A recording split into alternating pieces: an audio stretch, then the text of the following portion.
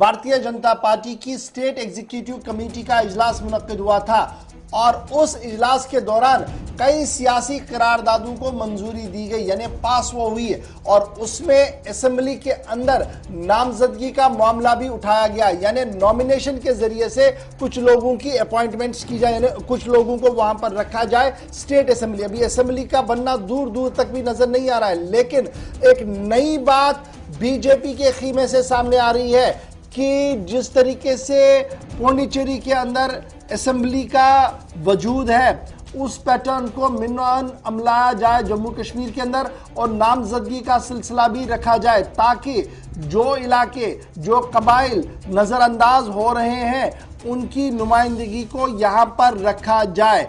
अब आप समझ सकते हैं कि इस सियासी करारदाद का मतलब और मकसद क्या कुछ हो सकता है, लेकिन उसको और समझने के लिए हमारे साथ इस वक्त भारतीय जनता पार्टी के state spokes person doctor Tahir साहब ने भी ज्वाइन कर लिया है। डॉक्टर ताहिर चौधरी, बहुत बहुत शुक्रिया जी ज्वाइन करने के लिए।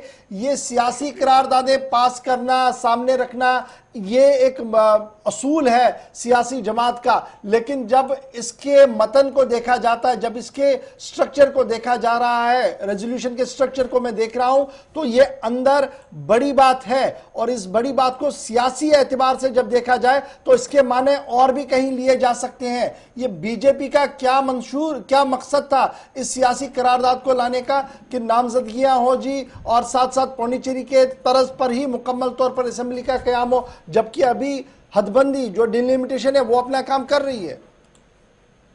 देखिए गौर साहब, स्टेट वर्किंग कमेटी की जो मीटिंग थी उसकी आप रेफरेंस मुझे दे रहे हो, आज ये बात कर रहे हो आप। जब ये मीटिंग हुई है और भारतीय जनता पार्टी का सेंट्रल हाई कमांड का जो मेन फैसला जम्मू कश्मीर के इलेक्शन के ऊपर आएगा वो डीलिमिटेशन के बाद आएगा। डीलिमिटेशन का प्रोसेस इस टाइम पे चल रहा है और बड़े प्रॉपर सिस्टम के साथ चल रहा है, सबको कॉन्फिडेंस में लेके चल रहा है। सभी पॉलिटिकल पार्टीज जो जम्मू की कश्मीर की हैं सभी को सेंट्रल हाई कमांड की तरफ से ओपन ऑप्शन है कि वो अपने जो भी उनके दिलो दिमाग में जो शक हैं वो सामने रख सकते हैं, जो उनके सवाल हैं वो सामने रख सकते हैं कमेटी के। तो ये सारी चीजें सबके साथ मिल बैठ के की जाएंगी और जो भी डिलिमिटेशन के बाद जहां जहां भी सीट्स बढ़ेंगी प्रॉपर सिस्टम के साथ बढ़ेंगी। मुझे नहीं लगता कि उसके ऊपर किसी को उंगली उठानी पड़ेगी उस टाइम पे या आवाज उठानी पड़ेगी कि ये गलत हुआ, और जो कुछ भी होगा जम्मू कश्मीर के अवाम के लिए बेहतर फैसला होगा।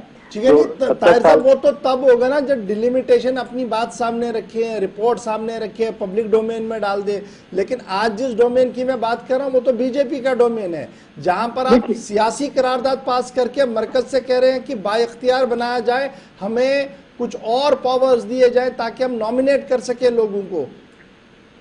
देखिए, सरकार के आगे आवाज रखना, अपनी बात रखना हमारा हक बनता है। भारतीय जनता पार्टी का जम्मू कश्मीर की जो हमारी टीम है, हमारी हाई कमांड है जम्मू कश्मीर की, तो हम अपनी बात रख रहे हैं सेंट्रल हाई कमांड के आगे। लेकिन ये आने वाला वक्त बताएगा कि सेंट्रल हाई कमांड हमारी कितनी बातें मानती है, तो कैसे ये सारे सिस्टम्स ट्रैक पे आते हैं।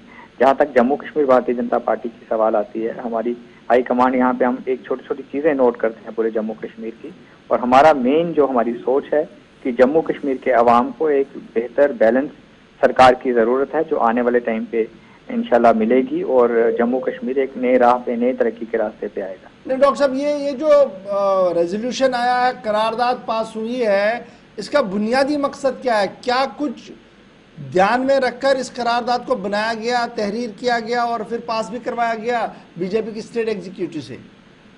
देखिए, बहुत सारे इश्यूज हैं इसके ऊपर, आप सब कुछ समझते हो गौर साहब, क्योंकि आपका काफी लंबा एक्सपीरियंस है जर्नलिज्म के साथ।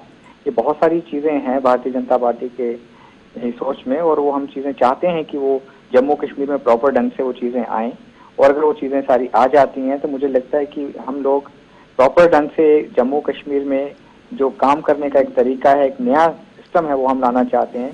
क्योंकि आज तक जो जम्मू कश्मीर के साथ हुआ है वो एक सौतेला मैं कहूँगा व्यवहार हुआ है। जो भी चीजें हुई हैं जम्मू कश्मीर में बहुत अलग ढंग से होती रही हैं। पुरानी जो सरकारें थी उस टाइम की, उन्होंने जैसे चाहा वैसे किया, सब कुछ हटके करते रहे वो अपने फायदे के लिए, अपने मुफाद के लिए। भारतीय जनता पार्टी जो चाहती है, हम वो चाहते हैं कि लाइन में लगे हुए आखिरी इंसान, जो आखिरी इंसान होता है लाइन में लगा हुआ, उसकी फरियाद सुनी जाए, उस चीज को लेके हुए हम आगे चल रहे हैं। और मुझे लगता है कि अगर ये सारी चीजें प्रॉपर सिस्टम के साथ होती हैं और जो हम सोच रहे हैं अगर ऐसा होता डॉक्टर साहब, जब ये सियासी रिजर्वेशन की बात करते हैं तो बात बिल्कुल सीधी सी है। SC ST को लेकर ऑलरेडी रिजर्वेशन है। अब आप गुजर, नॉन गुजर, पहाड़ी, नॉन पहाड़ी को लेकर एक नया विवाद शुरू करें। आपको नहीं लग रहा है कि डिवीजन हो रहा है जम्मू कश्मीर के अंदर, और ये डिवीजन आने वाले दिनों के अंदर एक बहुत भयंकर रूप ले सकता है, जिससे अमन कानून की सूरत हाल भी पैदा हो सकती है कभी कभार? देखिए, डिवीजन भारतीय जनता पार्टी होने नहीं देगी। हम सबको साथ लेके चलने वाले लोग हैं। सबको साथ लेके, कॉन्फिडेंस में लेके ही फैसले लिए जाएंगे। ऐसा कुछ नहीं होगा कि जो आप चीज कह रहे हो वैसा कुछ आने वाले टाइम पे दिखेगा, ऐसा कुछ नहीं होगा। जो भी फैसले लिए जाएंगे सेंट्रल हाई कमांड की तरफ से, फाइनल डिसीजन जो होगा वो सबको साथ लेके जाएंगे हम, क्योंकि सबका साथ, सबका विकास और सबका विश्वास जो हमारा मेन नारा है, हम उसके ऊपर चलने वाले लोग हैं। और अच्छा जी, आप जल्दी से ये बताइएगा, पुरानी जो हमारी असेंबली हुआ करती थी उसमें नॉमिनेशन जो थी वो 2 लोगों की होती है, खवातीन की 2 निशस्तें हम जो थे वो नॉमिनेट किया करती थी सरकार। अब की बार जब ये रेजोल्यूशन बनाया गया तो फिगर कितना रखा? 4, 6, कितने के आसपास आप घूम रहे हैं? जो उम्मीद है आपको कि कहीं ना कहीं एक बीच वाला फिगर मिल सकता है, लेकिन आपकी तरफ से है क्या मसवदा, क्या कुछ है बेसिकली?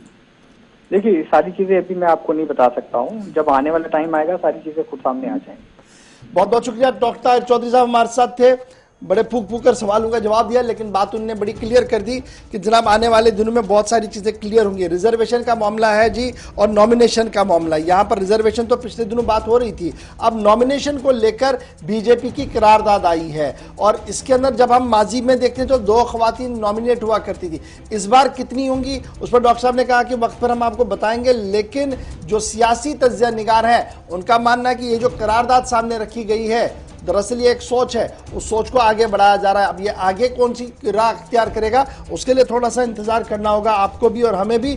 और यहाँ